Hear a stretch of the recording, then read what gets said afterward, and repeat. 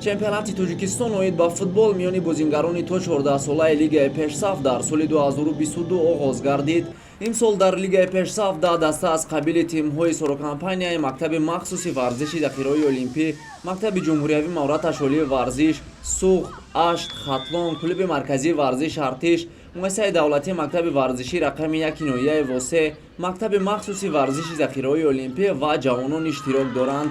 Дар яке аз рақобатҳои даври аввали мусобиқа тимҳои сорокампанияи Мактаби махсуси варзиши захираҳои олимпӣ ва Регар Тадази шаҳри Турсунзода андари майдони рақобат шуданд.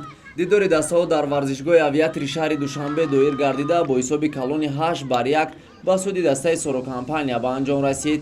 дар дидори мазкур аз ҳайати дастаи ғолиб Сатор Бобоев ва Иброҳим Зиёвиддинзода ба задани 2 голи даст ёфтанд.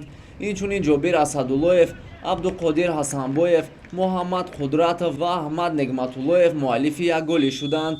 голи ягонаи дастаи Регар Тадазро Самирҷон Зафарзода вориди дарвозаи сорокампания намуд. Бо ҳамин тартиб дастаи сорокампанияи Мактаби махсуси варзиши захираҳои олимпӣ ки мавсими ҷорӣ барои унвони қаҳрамонӣ талош дорад, Лигаи Пешсафро бо пирӯзӣ оғоз кард.